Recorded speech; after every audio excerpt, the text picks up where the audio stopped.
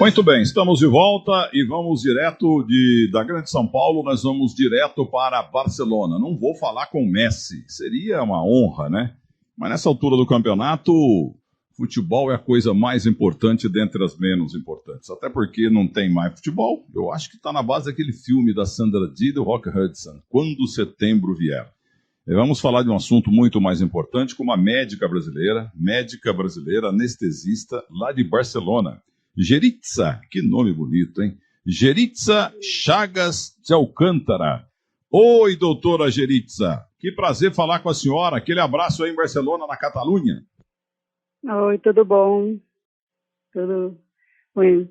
Tudo mais ou menos por aqui, não?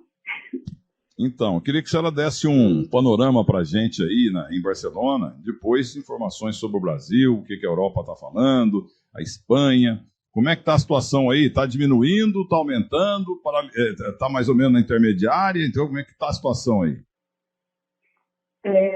Olha, a situação aqui, bem, explicar mais ou menos a minha história aqui em Barcelona, né? Eu sou de Fortaleza, moro aqui já faz muitos anos, faz 10 anos que eu trabalho no mesmo hospital, que é um hospital pequeno, na região metropolitana de Barcelona, uma cidade que se chama Martorell.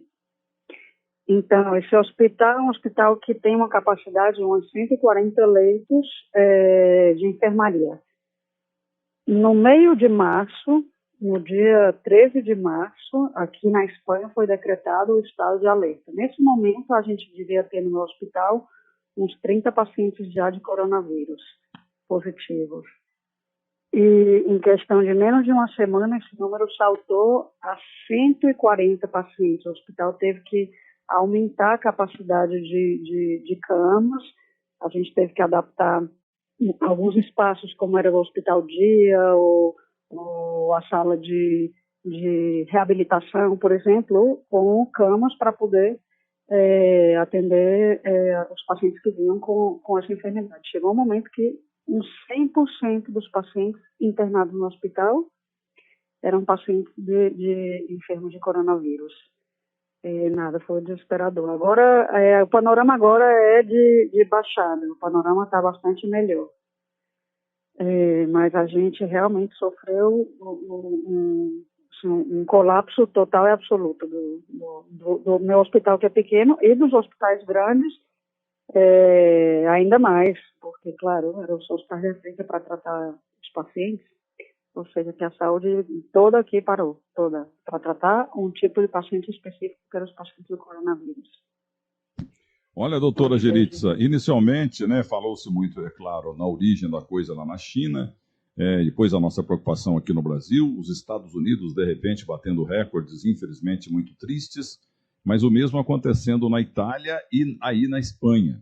E eu perguntaria à senhora, neste momento, depois do susto de tantas mortes, tantas internações aos milhares, a senhora como uma médica, exatamente anestesista, a senhora que está aí no hospital, entre aspas, 24 horas por dia, o pior da Espanha já passou ou está por vir? Não, já passou. Já passou claramente. Agora, na última semana, realmente a gente trabalha muito mais relaxado. Mais ou menos já caiu desses 140 pacientes que eu informei antes. Agora, mais ou menos, devem ser uns 80 ou 90 pacientes que estão no hospital internados por coronavírus. Já se começa a internar pacientes por outras patologias, porque, né, a gente realmente, as mulheres, por exemplo, continuaram tendo seus trabalhos de parto e algumas cirurgias são urgentes. Agora a gente começa mais ou menos a ver uma luz no fim do túnel. Sim, realmente, o que a gente valora disso tudo é que o confinamento tão estrito que teve aqui na Espanha deu esse resultado. Agora, clarissimamente, o número de pacientes estão diminuindo, tanto dos internados quanto dos pacientes graves também. Mas o isolamento continua aí ou já foi afrouxado, já foi liberado em algumas áreas? Não, o isolamento continua. Vou explicar mais ou menos como foi o isolamento aqui na Espanha, né? Porque esse acho que é um dos quesitos aí no Brasil que tem bastante divergência entre um grupo e outro. Aqui na Espanha, no dia 13 de março, foi declarado um estado de alarme. O que significa isso? Que a partir daquele momento, fecharam todas as escolas, universidades, e todo o setor comercial aberto ao público. Por isso aí, as lojas, os shopping centers, tudo. Só ficou aberto naquele momento os supermercados, farmácias e as atividades industriais e de construção, que não eram consideradas atividades essenciais, mas continuou as pessoas indo trabalhar nas fábricas e na construção civil. Depois de 15 dias, a partir do dia 13, então foi decretado o confinamento total. Esse confinamento total durou 15 dias mais, ou seja, foram os primeiros 15 dias de um confinamento parcial, mas que a população não saía de casa, a população normal, a não ser para comprar, ou para ir na farmácia, ou para ir trabalhar, aquelas que trabalhavam. Mas nos 15 dias posteriores, realmente fecharam todas as indústrias, todas as fábricas, automobilísticas, tudo, exceto os serviços essenciais, que era a alimentação, os supermercados, logicamente, supermercado, farmácia, e na área da indústria, as áreas que tinham a ver com a indústria alimentícia ou então com algum serviço de saúde. Né? E se passou esses 15 dias desse confinamento que não se via ninguém na rua. Eu que ia trabalhar, havia alguns momentos que a gente não via nenhum carro numa autopista. Esse confinamento tão duro que aconteceu aqui, na segunda-feira dessa semana, que acabou ontem, na segunda-feira ele foi mais ou menos, voltou ao confinamento inicial, aquele onde a construção civil e as fábricas podiam voltar a trabalhar. Então, aqui mais ou menos, a gente teve uns 15 dias do confinamento parcial, mas onde as famílias continuavam em casa, uns 15 dias de confinamento total, e agora a gente volta a ter esse confinamento parcial, onde as fábricas voltaram a trabalhar e se nota um pouquinho mais de movimento no transporte público, um pouquinho mais de movimento nas ruas, no movimento dos carros. Mas, realmente, se você sai na rua, ainda tem muito pouca gente andando na rua. É uma volta bastante parcial, assim. E isso agora acabou, o governo acabou de se reunir e vão alargar até o dia 9 de maio. Esse confinamento mais ou menos com essas características que eu tinha contado. Agora, aqui uma das coisas também que eles vão começar a afrouxar a partir da próxima semana é o fato das crianças estarem confinadas há mais de um mês. Desde o dia 13 de março, as crianças não saem na rua. Então, a partir da próxima segunda-feira, eles estão construindo umas faixas horárias para determinadas crianças de determinada idade, que os pais possam passear um pouco essas crianças na rua. Mas, realmente, aqui a população obedeceu bastante ao confinamento. Logicamente, como em todo lugar, tiveram problemas de algumas pessoas que saltaram o confinamento, algumas pessoas foram presas, muitas pessoas foram multadas, mas, assim, no geral, o que se viu foi um respeito muito grande da população, ainda mais porque a população viu os frutos dessa responsabilidade de confinar, que é o sistema de saúde agora pode respirar. A gente já pode voltar a atender, por exemplo, pacientes de outras patologias. A gente já pode voltar a se planificar, por exemplo, que um paciente um pouco maior de idade possa ir para uma UTI por causa do coronavírus, porque chegou um momento que as UTIs estavam tão colapsadas que a gente realmente tinha que escolher qual era o paciente que a gente ia investir mais. E agora, mais ou menos, isso vai não sei, vai vendo uma luz no fim do túnel. E, logicamente, graças ao confinamento, que foi bastante obedecido aqui na Espanha. A senhora disse bem, doutora Geritz, aqui no Brasil a polêmica envolvendo o governo central e o governo municipal, o governo estadual de alguns estados aí, e o empresariado e tal, há muita polêmica. Muita gente quer que afrouxe a coisa aí, mas ainda é cedo, vamos aguardar. Aí na Espanha, por exemplo, a senhora está na Catalunha, que é separatista. A Catalunha está obedecendo o poder central lá de Madrid? Está tudo certo? Tudo que se decide lá em Madrid, está todo mundo seguindo? Ou o empresariado está contra também? Politicamente a briga? Não, aqui não tem nada a ver com o Brasil, né? Sinceramente, as pessoas aqui são muito... que logicamente, como em todos os lugares, tem vários grupos políticos distintos, segundo sua ideologia ou o que seja, mas realmente aqui houve algumas críticas em relação ao governo central, porque Catalunha, por exemplo, com essa decisão, essa última decisão que se tomou de segunda-feira passada, voltar a abrir o confinamento para as indústrias e para a construção civil, Catalunha era contra, por exemplo. Catalunha teve uma das regiões aqui, teve um polo que foi um foco muito forte. Esse foco muito forte, por exemplo, o governo catalão confinou totalmente antes do governo central confinar. E realmente não tinha nenhum tipo de conflito no sentido do governo central dizer que Catalunha não podia fazer isso. Não. Na verdade, eles tentaram ir negociando de uma maneira bastante responsável. E não era tão desorganizado quanto é aí no Brasil, não, para nada. Pois não. Olha, o Guilherme Heredia Cimatti, Geritza, é o contrário. A senhora é brasileira que está aí na Catalunha e ele tem sangue espanhol e está aqui no Brasil. Neto de Dona Teresa.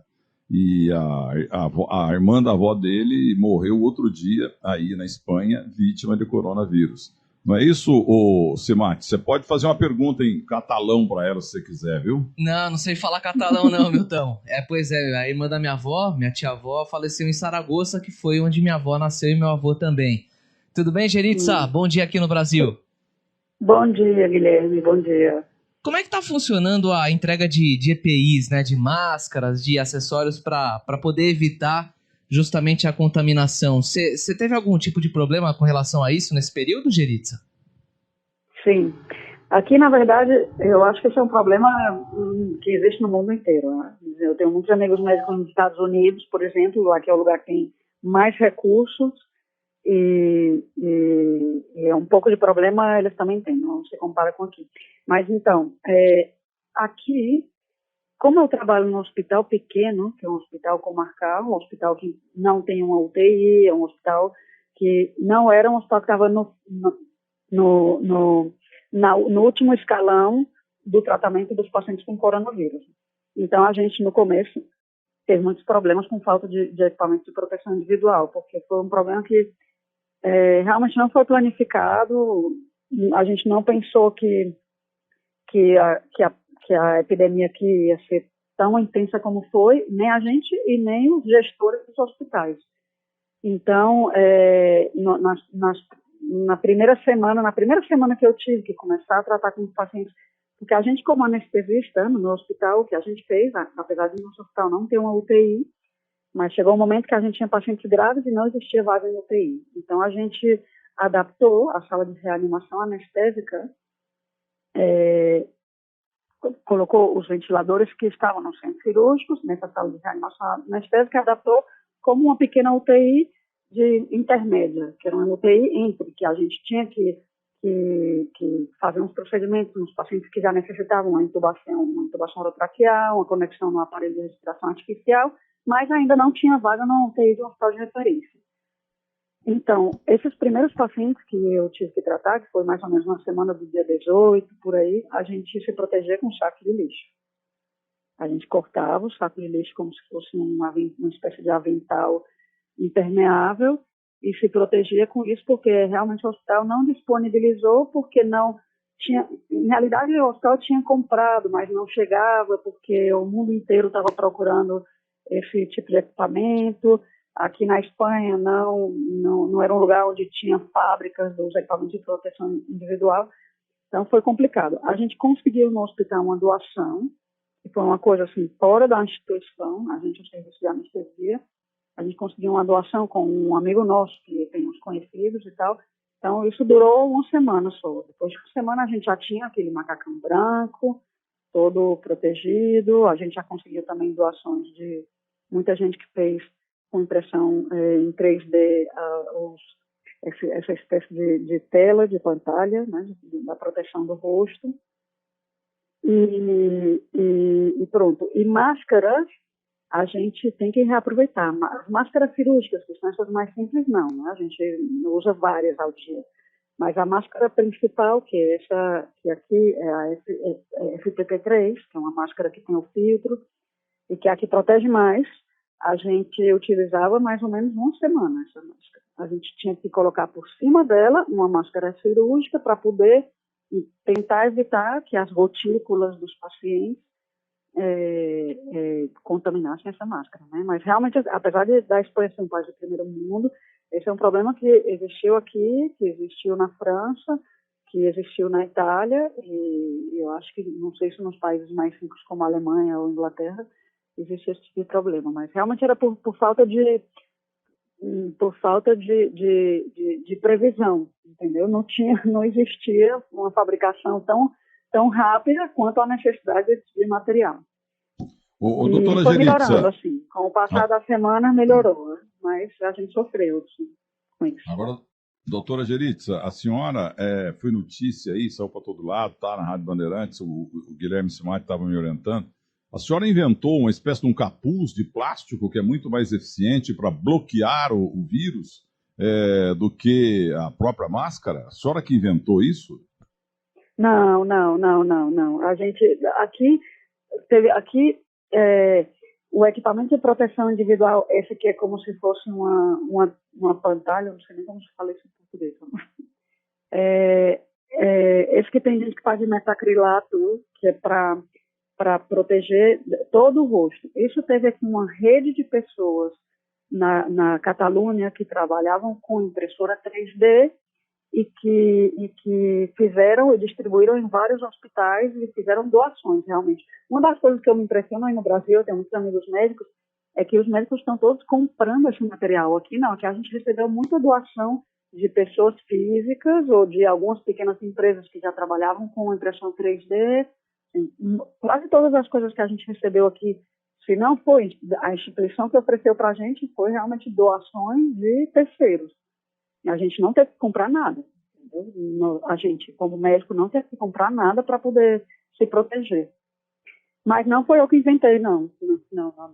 Realmente, no começo, a gente meio que se virou inventando fazer modelagem com sacos plásticos para poder fazer uma espécie de burca na cabeça para proteger o cabelo, para proteger, para ficar só o buraquinho da cara, que a gente logo proteger com a máscara, e com os óculos, que são os óculos tipo óculos de neve, uns óculos desses que tapam toda a cara. Pois não. Então, Guilherme Simati, realmente a gente se virou como pôde, mas assim, nenhuma coisa foi realmente invenção minha. Certo. Simati, você que é espanhol, traduza o que é pantalha? Pantalha? Eu sei que pantalão, se não me engano, é calça. É isso, Geritza? Não, pantalão é... Sim, pantalha é como uma tela. Essa tela, não sei se é proteção... essa proteção do rosto, sabe? Que aí no Brasil... Como uma viseira, em realidade. Como uma viseira que vai preso pela cabeça e que cobre todo o rosto, até o pescoço. Doutora Geritza... Diga. Desculpa ter te interrompido. A senhora falou em gotícula, proteger com quantas gotículas e tal. Eu talvez tenha entendido que seja a coriza. E até a nossa Maila Tauani pergunta: a coriza é só sinal de coronavírus? Ou essa coriza, esse líquido que sai do nariz, isso aí contamina também? A coriza que transmite o vírus? E de vez em quando, ela está dizendo aqui que sem querer, quando engole-se essa coriza, porque está ali em cima, entre a garganta, o nariz e tal, por instinto a pessoa acaba engolindo. Isso aí contamina? Não, quando eu falo gotículas, por exemplo, quando você fala ou quando você tosse ou espirra, você solta gotículas invisíveis, que isso a gente chama em medicina, são os aerosóis. Não é essa coriza que a gente está acostumado a ver, um nariz que tem uma secreção, não. Quando eu falo de gotículas, eu falo são gotinhas microscópicas que saem da nossa boca ou do nosso nariz quando a gente fala ou quando a gente espirra ou tosse.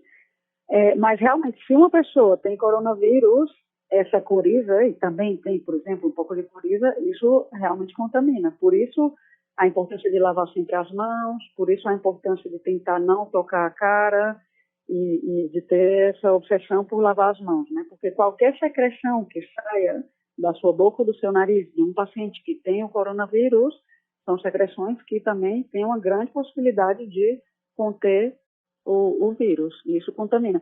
Mas realmente, no caso, o que ela pergunta, se ela engole essa mesma coriza dela, ela já está contaminada com o vírus. Isso não vai nem, ou seja, ela não vai piorar nem melhorar do problema dela, porque o vírus, no primeiro momento, ele se instaura na mucosa nasofaríngea.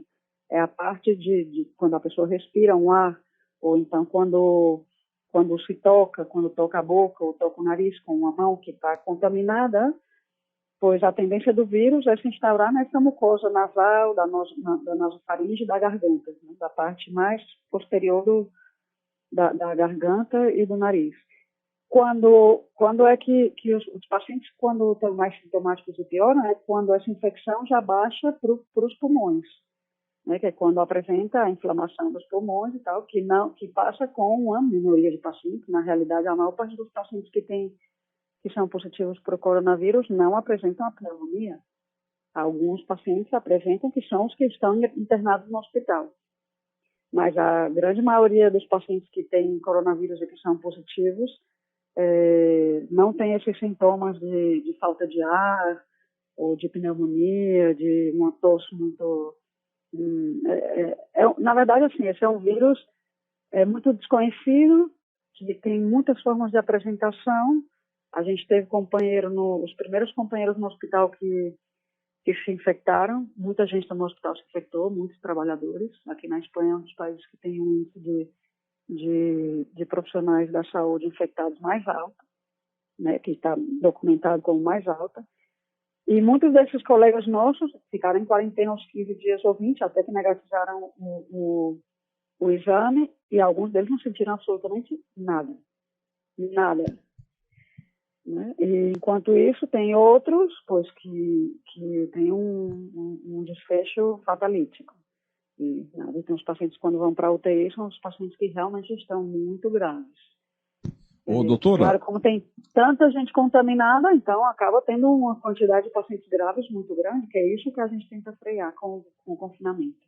Em quantidade, a senhora falou na palavra quantidade, eu quero falar em percentual, porque o presidente Bolsonaro falou ontem que, de público, ele falou, olha, 70% do povo brasileiro vai ser infectado.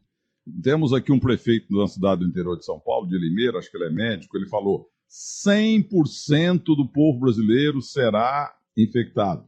Todos nós seremos infectados. O que a senhora acha desses percentuais? O que a Catalunha e a Espanha falam? Você concorda como médica que vai chegar um momento em que todo mundo será infectado? Aí como é que vai fazer, doutor? Não, o que eu acho é que é tudo muito desconhecido, sabe? As pessoas falam muitas coisas porque especulam. Modelos matemáticos de investigadores aqui nas universidades tal, fazem é que, por exemplo, aqui na Catalunha, se crê que dos pacientes que a gente tem um exame positivo, que aqui na Catalunha são 40 mil agora, que em realidade são de 10 a 20 vezes mais pacientes do que esses que estão documentados, são os pacientes que já se contaminaram ou que têm agora mesmo o vírus. Isso baseado em modelos matemáticos, não sei que história. Realmente, aqui na Catalunha somos 7 milhões de habitantes.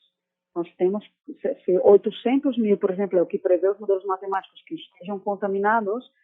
Isso são teorias. Na verdade, a gente não pode dizer muito. É verdade que é um vírus que se propaga com muitíssima facilidade, que se propagou muito rápido, mas afirmar que uns 100% da população vai se contaminar, não sei. Eu espero muito que antes disso a gente tenha uma vacina ou que os investigadores, ou que então o mundo inteiro tenha uma capacidade realmente de fazer os exames sorológicos dos anticorpos para a gente ter uma certeza de qual é essa porcentagem da população que já pegou o vírus e nem soube, né? Que se acredita que que é isso, mais ou menos de 10 a 20 vezes mais do que o número de pacientes que estão documentados. Isso aqui na Catalunha. Isso depende muito da quantidade de exames que se faz, né? Aí no Brasil é bastante ridículo, na verdade. Eu tenho uma página web que eu sempre cada dia eu vejo, que é uma web que se chama worldometers.info, sobre o coronavírus, e que coloca, por exemplo, a porcentagem de testes aplicados por milhão de pessoas. Enquanto na Espanha são 19 mil testes por milhão de pessoas, no Brasil não chega nem a 300. Então, de repente, é isso que aqui na Catalunha a gente acha que é de 10 a 20 vezes o número dos documentados, aí no Brasil, então, pode ser 100 vezes. Mas eu não me arriscaria a dizer que uns 100% da população vai pegar, não sei. Não sei. Depende muito, não sei, do que vão dizer as investigações daqui para frente. É que entre não sei se vocês... algumas pessoas que têm alguma predisposição genética a não desenvolver nenhum sintomas ou na verdade, tudo é uma incógnita, né? Nessa pandemia ainda, muita coisa sendo estudada, no período muito desconhecido.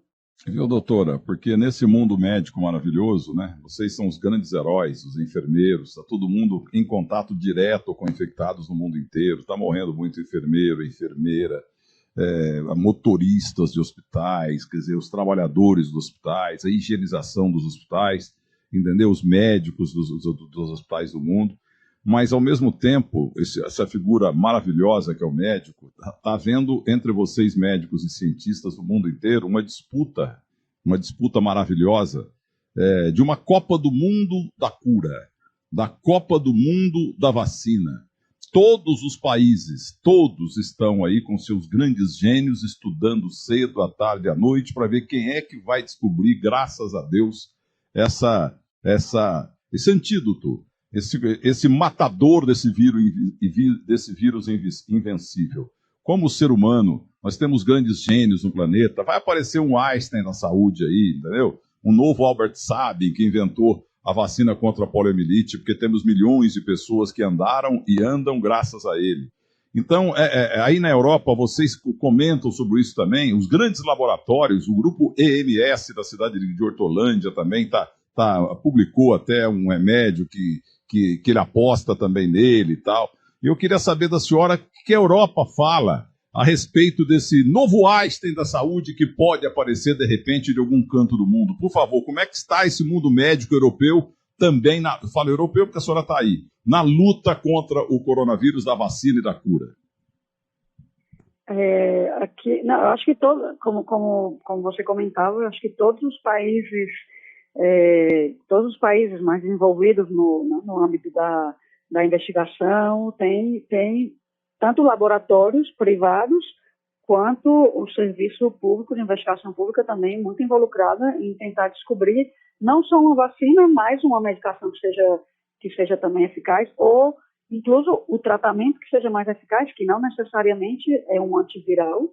Um antiviral pode matar o vírus, mas chega um momento do paciente grave, quando tem a forma grave da infecção do coronavírus no contexto pulmonar, já não é só o vírus que faz com que as pessoas morram, não. É uma série de substâncias que o seu organismo libera e que causam uma tormenta imunológica tão gigantesca que acaba culminando nessa insuficiência respiratória tão brutal que os pacientes têm. Mas, então, voltando ao assunto, aqui na Catalunha, aqui a gente tem a Universidade de Barcelona, uma das a Universidade da Espanha, número 1 em relação à investigação, e aí há grupos que estão trabalhando, né, há 2 grupos de investigação muito fortes aqui na Catalunha, do Hospital Clínico e do Hospital de Bellvitge, e que estão agora mesmo trabalhando numa descoberta de uma vacina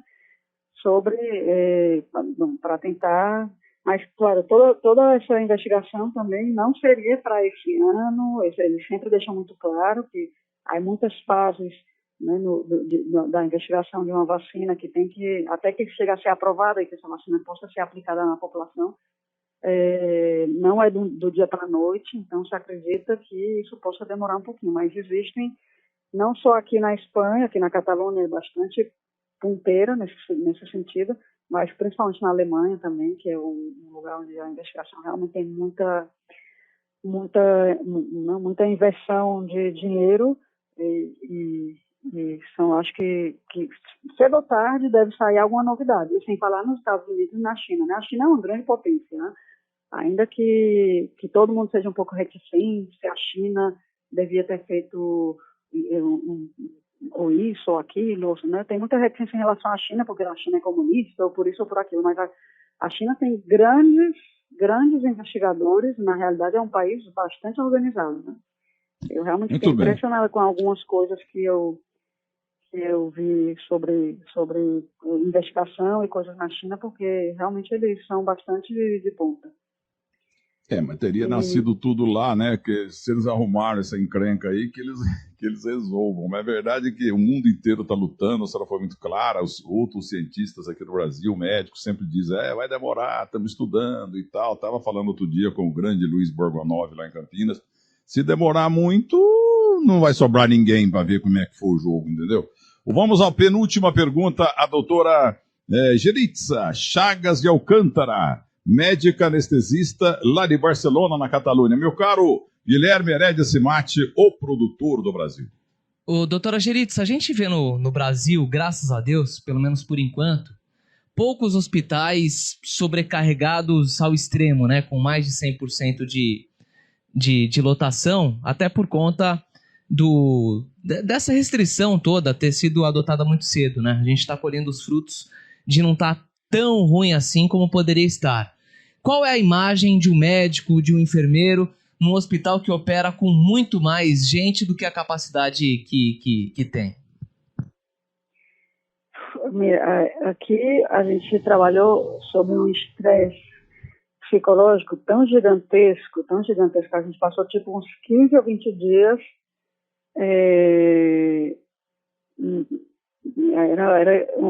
tipo assim, aquilo era uma guerra. Era uma guerra porque a gente tinha primeiro um problema da capacidade do mesmo hospital. Em alguns momentos, no serviço de urgências do meu hospital, tinham 40 pacientes esperando cama para subir a planta de hospitalização, não, as enfermarias. Tinha 40 pacientes na urgências, que estavam aí em macas ou em cadeiras, a gente colocou onde podia essas pessoas. Houve alguns momentos que, inclusive, as ambulâncias chegavam e a gente e a direção do hospital dizia que esses pacientes tinham que ir para algum outro hospital porque realmente a gente não tinha capacidade. E além do mais, fora isso, o estresse de ver vários companheiros que ao longo dessas semanas foram se dando positivo, alguns graves. A gente teve companheiros médicos que foram para a UTI, que estiveram entubados. No meu hospital, graças a Deus, estão evolucionando bem os colegas nossos que tiveram internado. Então, o estresse psicológico era gigante. E outro fator também é o medo da gente trazer a doença para casa, né? Porque, claro, todos temos famílias. Alguns hotéis das cidades onde tinham os hospitais disponibilizaram quartos para os profissionais de saúde, para aquelas pessoas que não queriam voltar para casa. E a gente que voltava para casa estava aqui, eu, por exemplo, durmo num quarto separado, fiquei umas 2, 3 semanas sem abraçar minhas filhas, tentando manter um pouco de distância, andando em casa com máscara. Realmente a gente sofreu um estresse muito grande. Eu me alegro muito que no Brasil, eu acho que realmente, apesar de que o confinamento está feito um pouco a médias, porque também é outro contexto, né? No Brasil existe uma população que realmente é muito difícil fazer um confinamento. As pessoas que vivem nas comunidades ou numa favela que tem uma casa com 10 pessoas, como é que vai se confinar? É muito complicada a situação do Brasil.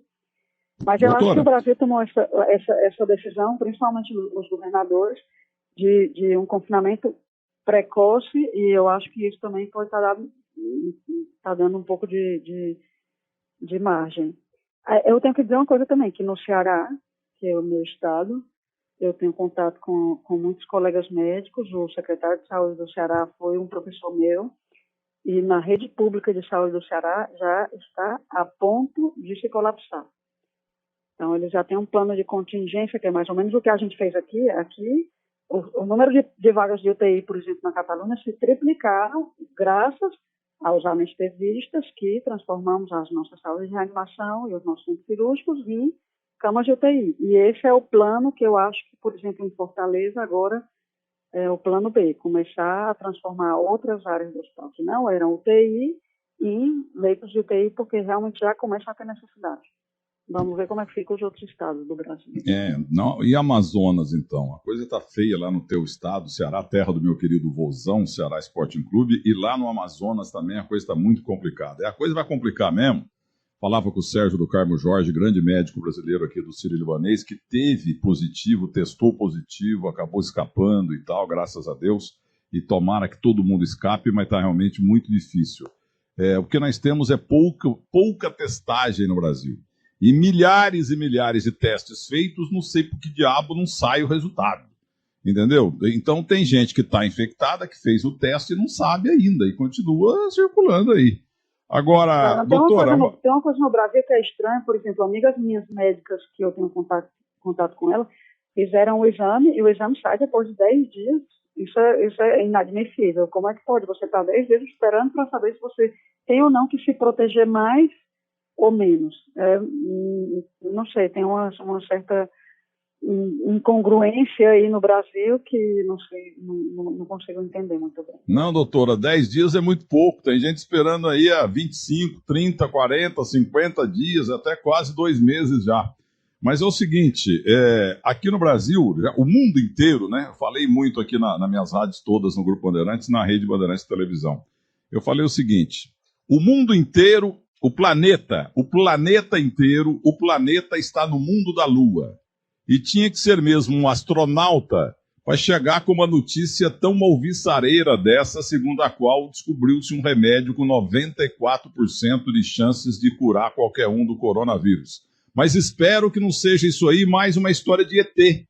E parece que é história de ET mesmo. Repercutiu isso aí na Europa, aí na Espanha, aí na Catalunha, que o Brasil tinha arrumado no laboratório brasileiro um remédio que em 94% inibia o vírus do corona? Não. Aqui as pessoas nem... Aqui, graças a Deus, as pessoas foram seguindo muito os passos dos grandes centros, né? Primeiro, por exemplo, aí no Brasil teve muito problema com a cloroquina ou a hidroxicloroquina. Aqui, por exemplo, a gente utiliza a hidroxicloroquina, mas utiliza de maneira empírica, a gente não utiliza achando que vai ser a cura para o coronavírus. Muitos pacientes a gente utilizou e morreram, e outros pacientes se curaram, outros pacientes que não se utilizou também se curaram. Então a gente não pode dizer, desde o ponto de vista do método científico, que é que nem a cloroquina, nem o Caletra, que é um outro antiviral que a gente utiliza também.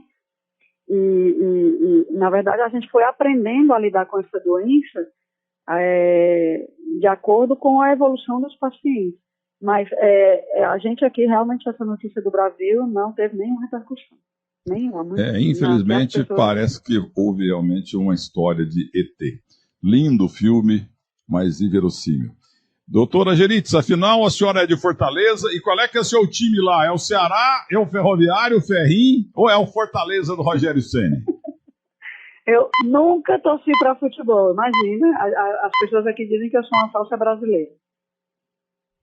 Mas eu sou uma falsa brasileira, porque eu nunca tive nenhum interesse por futebol. É horrível. Mas você é de Fortaleza ou do interior? Eu sou de Fortaleza.